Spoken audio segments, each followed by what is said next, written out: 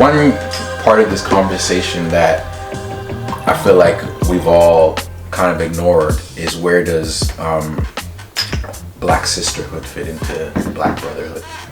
Is it a separate conversation? No. I mean, because I feel like I was raised by a phenomenal mother, grandmother. They're figures in my life, and they've shaped my understanding of how I can reconnect. Most definitely. For me, I've always said that Black women have been holding down the Black community for as long as I can remember. Yeah.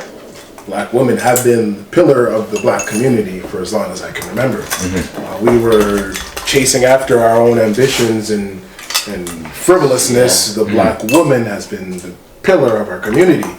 And the thing that sucks about it is that the Black woman is looked down upon the most in society.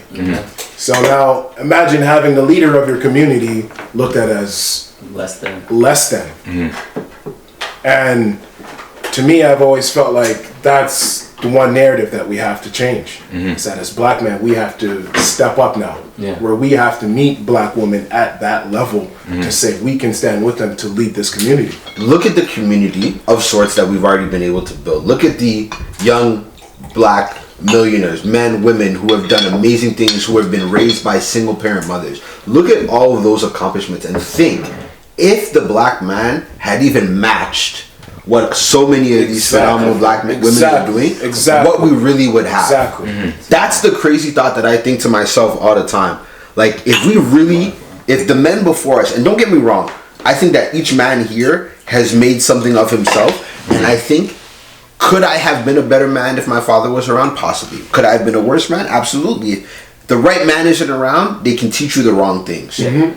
But I still believe that if we met our women at the standard that they continue to produce at, we would be so far ahead as a community. And I think that is one of the things that we need to match them. We need to match them. If it was women going out there killing each other, right? Yeah.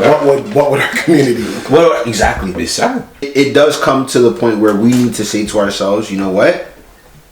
Okay, we get it. We get the struggle that you guys are going through. We're not going to belittle it anymore. We're not going to sidestep it. And when we can look it in the face, and when we can call each other out and we can have those discussions, I think that's really when things will continue to change. And I think that we just need to continue. The ones who are comfortable having the conversation need to make everybody else uncomfortable until they become comfortable as well. You know, growing up a single parent mom, you're gonna butt heads. Yeah, you're always like, you know what I mean? They're always. I always thought, I'm like, yo, she's just mad for no reason.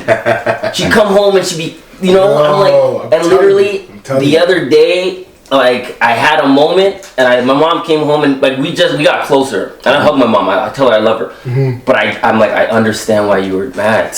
I'm like, you would leave the house, spick and span clean, and all you asked of us was to come home, take out the chicken, and chill.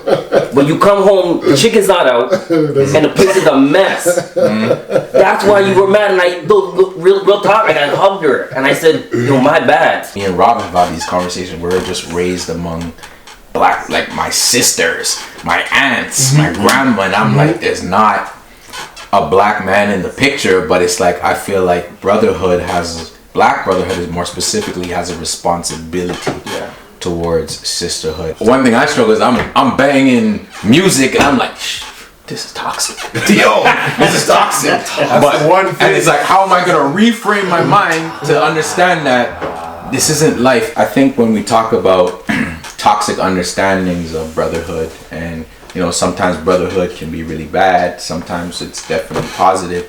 I mean, I think we all are agents in shaping each other's mental health as well. So I mean, I guess what I'm asking here is, how does your own personal health, and I mean, you got to be vulnerable here if you feel comfortable, but how does your understanding of mental health shape your own individual understanding of brotherhood? For me personally, it's like brotherhood is your remedy sometimes, and brotherhood can sometimes be the downfall of your mental health. I think it all depends on your support system around you, the brothers you have around you. Are they supporting you or are they tearing you down? And I think you really have to evaluate and think about that. Like, what are your brothers doing? What are you taking from the group of friends that you have around you? Especially someone who deals with mental health. Me personally, I have seasons of depression where I sometimes reach out to the group chat, and if I don't get the response I desire, I go back into my bubble and be depressed. Or sometimes if I do have a good conversation with you guys, it's the highlight of my day. It's the highlight of my week. It helps to bring my levels up. But I think brotherhood is very important in dealing with your mental health, because it can shape it either or. And being around a great group of guys and being around guys that support you is very important. You have to learn to be the type of brother that you want. Exactly, most definitely. Because when you can hold yourself to a standard of, I believe very much in never ask of something that you won't demand of yourself. And if I can demand of myself to be there, to be reliable, to pick up the phone when you call, to be an ear if you need it, and to not judge you when you are vulnerable, because that's the biggest thing. I think that men have our guard up sometimes because we've been vulnerable, we didn't get the response we were looking for, and we shut down. But sometimes we have to understand that us being vulnerable is not as apparent to the people around us, because they may also be going through their own things where they have tunnel vision. Because the worst thing is, there's nothing worse than you're putting out signs to your brethren of hurt that you're going through, and he's not picking up on it because he's going through his own hurt, and right now all he can see is, I gotta survive to next week. So I think we need to very much put ourselves in a position where we can say, yo, I'm going through this, but yo, are you in a place where you can help me, or do you need help yourself? Because when we can ask that and we can expect that, I think that starts to change things. Because then it's like, yo, we both might need some help right now. And the strong friend who has things going on, maybe he's the one that needs to help the both of us. And I think when we can identify that, that's going to help to start to progress that relationship and that betterment of our own mental health. Because I think that one thing that I'm an avid believer of is therapy. And I think that when you come to a point in life where you realize that you had certain traumas, it's time to go address those traumas.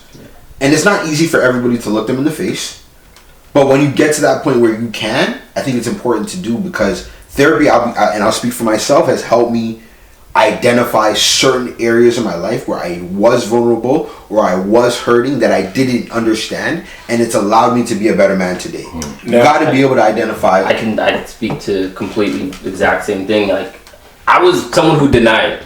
I was one of those people who like, yo, I'm good. I'm good. Like, stuff doesn't bug me. These black men do it all I the would time. brush it off, and I'm not even gonna, like, after the George Floyd situation, whether it was at work, whether it was personal, people were hitting me up just checking on me, because, you know, everybody was like, let's hit up our black friend to check on it. Like, no, I appreciate it, but the whole time I kept saying I'm okay.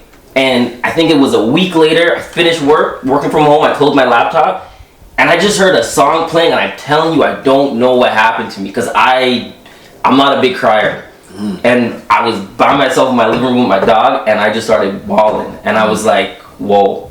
Like, I didn't know what to feel, I didn't know where it came from, like, I felt like I couldn't stop, and I just felt that pressure, to your point, originally, where because something happened to another black man that I may not even know, I just felt this way, it hit me, and I don't know what it was, but I was like, I'm not okay. And it's okay to not be okay, to your point, and go talk to somebody, like, Now, do you feel like it's necessary or imperative to let your brothers know what you're dealing with? I think transparent. Even if it's not details, even if it's just, you know what, man, honestly, I'm dealing with some stuff right now. When I'm in a better place, we can talk about it. But the thing is, that's the thing. Dealing with some stuff. It's very generic. I feel like as if brotherhood is no different from a relationship with a woman. you want to be fully transparent and speak to the things that you're dealing with. But you also don't. We generalize too much. We generalize too much. I think is, but you have to make sure that you're in a place that you are able to discuss it. It's very true, but at the same time, we generalize too much. Yo, I'm dealing with stuff. What is stuff? You don't know that I could have the answer for what you're looking for if you just verbalize what you're going through. I mean, I think I completely agree, and I'm like really happy that you kind of named it. You really named it because, I mean, I always see, I'm that person where it's like, I'm good, yo, like, or I'm dealing with some stuff and I'm like, I'm good, like, all right, cool, like, nobody knows. And then, I mean, even the other day when we're talking about it and we're having explicit conversations and naming it, and I was said to you guys, yo, when I was at university, I was in counseling. And everyone's like, really, like, shocked, because it's like, you give off this aspect like you have everything together, you have everything figured out. Yeah. You'll go, I'm good yourself to death. And there was one day where I was realizing, I'm like, no, I'm not okay. It's not going well for me. And I'm like, to your point, Rob, I was like going to therapy, especially I lucked out having therapy with an older black woman that was able to guide me on the path, tell me, you know what, I'm sitting there and I'm like blaming everyone else, and she's like, that is within your control. That's something that you can handle. That's something, your issue is your own expectations. You're gonna lone wolf yourself to death. And I feel like that was groundbreaking for me. And it's like, I feel like one of the things black men, I can name it specifically myself, I struggle with is asking for help. I cannot communicate help. Most definitely. To save my life. Most definitely. I feel like we're not given a second chance sometimes. And another question for you. I'm gonna be asking questions because I'm just soaking in game right now. Cool. So when I feel like coming up in school, up in whatever, we're only given one chance. Like we feel like we only get one chance at it. So that's why we don't ask. Yeah. Because we're just like, oh man, I can't mess this up because I may not get another opportunity. So I just gotta put on my game face and go for it. And it's hard sometimes. Like, I agree. You feel like you're like you said, open the door. But you feel like you can't mess up because if you do, that door closes. Yeah. And I think one thing that it does take a different level of confidence, and I think we all have to get to a different. There are certain people who are going to lead the way, and there are going to be other people who are going to take the path that has been put before them and break it wide open. You know what I mean? They may not have been the people who had the groundbreaking ideas or whatever, but I think that as we learn to leverage each other, that is when we can really be like great. You know what I mean? When we can say, yo, like, I know that, yo, if I can say, honestly, guys, like, I don't have this right now and I need to get this done. I need you guys' help. I need to trust that you guys are gonna help me and not look back and be like, this thing was out here. Asking handouts and this, that. Yeah. A community raises a child. A community builds a business. A community builds a family. A community keeps people together. And if you can't rely on your brother in times of vulnerability, he's not your brother. If you can't rely on your sister in times of vulnerability, she's not your sister. Facts. If you want to really build community, you have to be able to rely on each other and expect that when this person or any other person in your community is ready to rely on you, you need to be there. Because if you can, you need to do. And I think that is one of our issues. So many of the times you can, and it's like, I don't need to, I don't want to. Well, to build this community, we have to put ourselves aside. I think that's a real great point. And it's like, again, I think one issue we've named over and over again is that, are we in service of ourselves? It's like balancing act. You're in service of yourself, you're in service of your community. Where does my own happiness lie? And I think in service of your own happiness, does that mean maybe I'm going to eliminate some things, eliminate some people that are affecting my happiness right now? And maybe it's not temporary, but maybe it's temporary, but I need to do this. Do you need to be explicit with that and naming that to your brothers or to whoever your support system is? I think sometimes just saying, yo, I deal with this. That's how you get the help. That's the first step to asking for help, is being able to identify what you deal with amongst the people that you love. nothing can make you more understanding of that than hitting rock bottom. But I encourage us as black men, don't wait until you hit rock bottom to be able to be vulnerable with the men around you, to be able to be vulnerable and to have real deep conversations with your brothers. Because I remember a time years back when I was at a point where I was ill, like, you know, physically ill. And I personally remember, you know, some people being able to see me in that state as vulnerable as I was. Like, I'm hooked up to machines. I'm literally, I feel like less of a person. Forget less of a man. Feeling like less of a person. But in that point, it was humbling. And I don't think that everybody needs to go through a humbling experience to get humble, but it was what I needed. Yeah. If I'm being honest, I needed to be humbled, and maybe not in that way, but I think that we should all work towards being appreciative and grateful before life has to teach you that lesson forcefully. Because when life teaches you that lesson forcefully, it's not fun. But as black men, I think we need to practice more humility. Don't get me wrong. Be who you are. I'm a confident ass. I'm confident as a mother. However, there are times to be humble. There are times to show humility, and there are times to be able to extend the olive branch, but also times to understand that, yo, you need that help too. Yeah. And when you can be, like I said, there's no one box. You said it perfectly. There's a million ways to be black.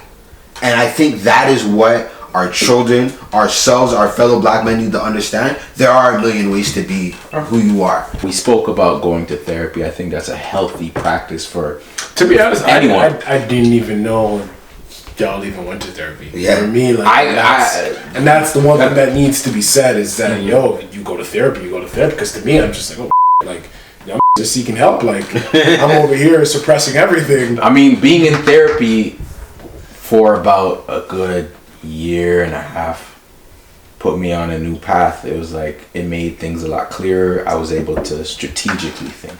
So I'm not thinking for the moment. I'm thinking strategically. I'm able to think critically.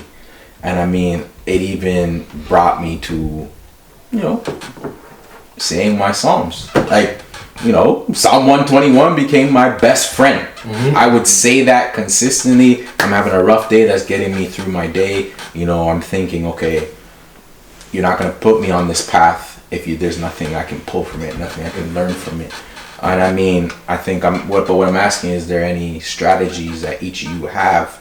Because we're all going through, you know, we've identified we're going through mental health challenges. It's ongoing. It's not a fixed thing. You don't stay in mental health challenges. It changes, it shifts. But I mean, is there any strategies that you guys would offer, or how you deal with it and how you break through those obstacles or barriers? Take breaks when you need them. Sometimes we're going too fast, bro. I can speak for myself. Sometimes, and my wife tells me all the time, sometimes, baby, you gotta slow down. 'Cause I go fast, and I put a lot of things on my plate. Sometimes when you gotta take a break, you gotta reset, you gotta eliminate the things that are not necessary, prioritize, get back into things, and I think that really has helped me a lot. Help with my mental health and get to a point where I'm able to digest things better. Because when too many things are on the plate, I'm on go, and when I'm on go, when I get empty, like, I'm in the worst possible place. So that's it for me. For me, it's so I have 2 little brothers, and like, I see myself in them so much. So I have 3 brothers, so it's 4 of us all together. My 2 younger ones, I see myself in the things they're doing, and like the stuff I do, and like, and it's one of those type of things where I make it a point of contention that if I tell them come check me, if they don't check me, all right, I'm coming to see you. I don't care who's over. I don't care if you're on a date. Like, I'm coming to see you. And it's mainly to let them know that you're not alone. You may not live at home, you may not whatever, but at any point in time when all the partying and everything stops, you're not alone. You have somebody that you can call on. I'll pull up on you. If your car broke down, I'll come jump a battery. Like, I've done it so much to the point where they called me about girls. And honestly, I was so happy because, like, they've seen how much of a change I've made, and they knew I'm not gonna bullshit them, and I'm not gonna condone any of their foolishness. And like, they called me like crying about girls, and I was like, I just felt nice that, you know what I mean. They picked up the phone and called me. They didn't call their boy, they didn't call nobody else, and I love the fact that we have a friendship now. It's not about, yo, I can't tell you because you're gonna tell mom. No, you can tell me. If you have an issue, I'm gonna help you get through it. Facts. Don't go out there and ask for nobody else. That's what I'm here for. Facts. And that helps me get through it, helping counsel and mentor them. They're still gonna mess up, and to your point, sometimes they get themselves into some stuff and I have to step back and be like, you gotta sit in that for a while. Yep. And then go help them out. You know what I mean? But I get the the gratification out of seeing them grow and get through things that I couldn't get through. And just like, even my moms, they're so polite. They're like, they say that like but they take a lot of that stuff because they see me doing it. They see that my relationship with my mom improved, so they're like, all right, I can't talk to mom all wild and crazy like that because you know what I mean. That's not the way. So just seeing the younger generation take notes and improve on the things that you know what I mean. We did. I'm still navigating. That's fair. And that's my honest answer. I'm still learning to. I'm very standoffish. Not standoffish, but I'm closed. Yeah. I'm not social as you guys are. As much as I do this here, my personal life, I'm a loner. Yeah. And I think I'm starting and a little more to come out of my shell. Yeah. To verbalize what I'm dealing with. Like sometimes I say in the group chat, or I've mentioned to you guys before, but for me, I'm still navigating. I'm still trying to figure out how to deal with. Hey man, we're all a work in progress, bro. Like you said, once you stop learning, then it's a wrap. Yo, fam, we're gonna be working on it till we're old and gray. Yeah, man, I think for me, I mentioned it'll be that same song, but I think for me it's also, communicating more. And I think for me, I have to learn it's healthy to communicate with myself. Doesn't mean I'm going crazy. 100%. Doesn't mean I'm losing my mind. 100%. It's like a self-check and saying, you know what, Mark, this happened. Reflect on it at the end of the day. How did this make you feel? 100%. I understand that. And I find myself going through that, through every phase of my life, because every phase of my life I don't stop being black and I don't stop being a black man. And even it's tough for me, even when I think about relationships have been, tough, but at the same time it's always a self-checking and making sure that above all, it's about, I can't help anybody if I'm empty. And I think my fiance's dad who brought that point to me, he's like, if there's a boat and that boat is going down and you're trying to get up the rope,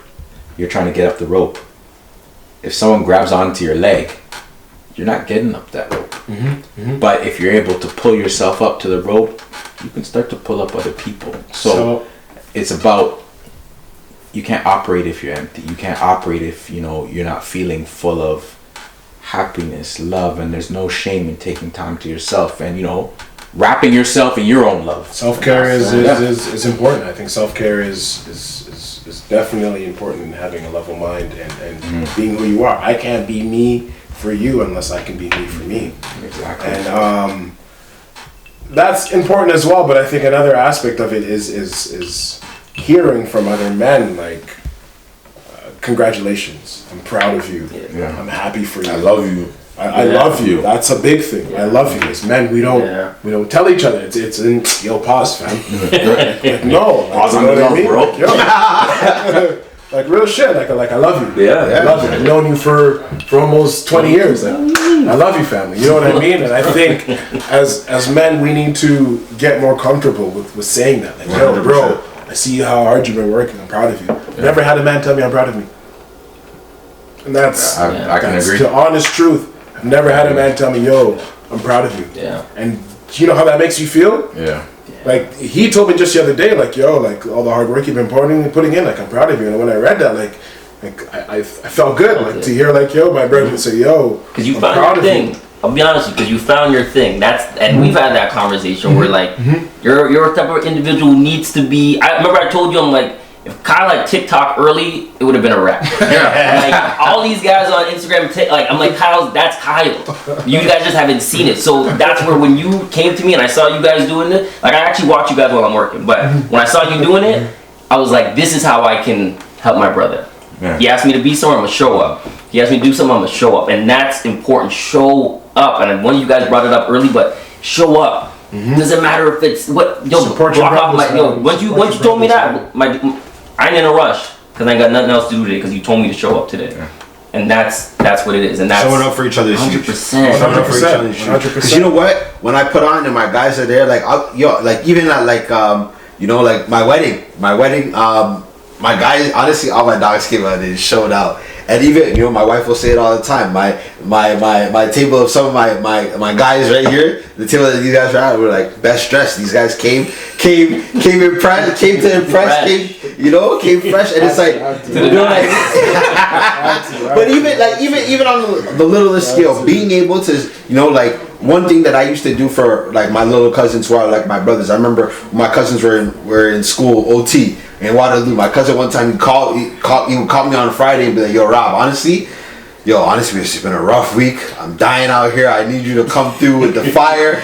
Please come save me this weekend. And I'll drive an hour out, go pick him up, just because I know I'm not doing anything and he needs that. Yeah. He needs to pick me up, and I can be that to change his whole week, his whole month. And when you can be that for your brother, it changes things. Because don't get me wrong, I may not need to do that for him today. I did that for him 7, 8, however many years ago. But the fact of the matter remains, we will always have that bond where we can grow through experiences. Yeah. That same night in question that we referred to earlier, we'll always refer to that night because as much as it was a crazy night, it was one of the foundations that our friendship was built on. Exactly. And you know what? Definitely. We've been able to hold each other to a certain standard since. So I think that when we can... It's sometimes I think the difficulty in expecting a lot from the other man is you're not prepared to give out what you're looking to expect. Yeah. And when you can look in your mirror and say, I'm going to expect this of you, and know that if you ask me, I have to deliver, when that accountability is that high, everything changes. And I think that we really start to grow. I think we... Go ahead. I mean, I was going to say that I completely agree with that. I mean, expectations are a huge part of this conversation. So, I mean, if we're thinking about... Remember, I asked us to think about one word, prior to the conversation and really diving into it. What is a parting word on brotherhood that you're gonna take away? I see celebrate one another. Big win, little win, small win. I can speak to you specifically. When you got your masters, I hit you up. me and Mark like literally probably see each other once a year for the last 4 years. We play mass together. But when you got your masters, first thing I was like, yo, congrats, and I saw all the people congrats. When you got engaged, yo, congrats. We gotta congratulate each other. So it's the win, the big, small, everything. Because that little congratulations is just like, all right, I didn't need validation, but I know I'm moving in the right direction. 100%. The fact that I'm sitting at this table with you guys means that all the overthinking I'm doing and I'm trying to figure out if I'm going in the right direction, the fact that I'm sitting here with you guys means I'm going in the right direction because you guys saw me the way I choose to want to see myself. So thank you for that. No, straight up. So congratulations is my word. For me, I'm going to say that my word is manifestation. We need to be able to manifest into each other, manifest into ourselves, and be able to put things out there into the universe and hold each other accountable. If my brother says, you know what, I'm going for my master's, I'm gonna manifest. You're gonna pass. You're gonna graduate in flying colors. If my brother tells me I'm ready to embark on a journey of being married, going to start a family, I'm gonna manifest that you're gonna be a great husband. You're gonna be a changed man. You're gonna be a better man. If somebody tells me that they want to do something, I need to be able to manifest positivity into them. But more importantly, for yourselves, you have to be able to manifest positivity into yourself, into your growth, into your ability to be a better man, a better husband, boyfriend, a better father, all of these things. When you can manifest the right positivity into your lives and the lives of the men around you, I think, and the relationships around you, that is really what is going to allow you to continue to grow, continue to build, and never remain a person in a constant situation. So for me, it's manifestation. I'm going to go with love.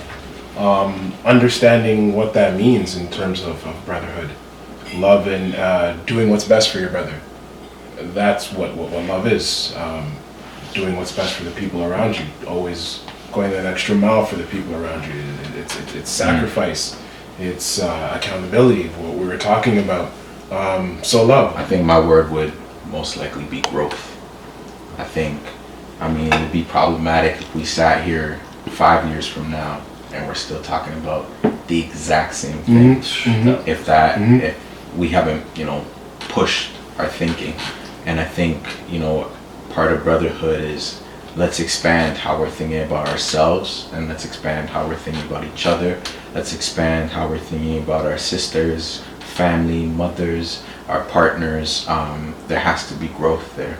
And if we're going to do that, then we need to also own our growth and, be responsible for it. So like you said, be accountable for your growth. Make that part of your agenda. Make that a priority. That's really important to, if we're going to do anything that's meaningful for black men, for black personhood. I think that's a large part of the conversation. Thank you guys, man. This is been a dope conversation, man. I really thank you guys, for real. We thank you guys for joining us. This has been Conversations Over Dinner. Your boy Jamal Kyle. Your boy Rob, aka Everything Under the Sun. So we'll be back again with another edition of this, but don't forget to like, subscribe, follow, comment. Give us topic suggestions. Let us know what we should talk about. Ladies, you're invited as well to give us suggestions, because I'm pretty sure there's questions that you want to know that we have the answer to. I don't know. But yeah. Give us your feedback. Let us know how you feel. Always stay communicating with us. Our Twitter, our Instagram is always open for y'all to give us feedback. Let us know whatever you want, whether it's food, whether it's more of the deeper conversation. We'll always be here. So we appreciate you. And until next time, remember, always make sure you have bear seasoning on deck. Gentlemen. This is good.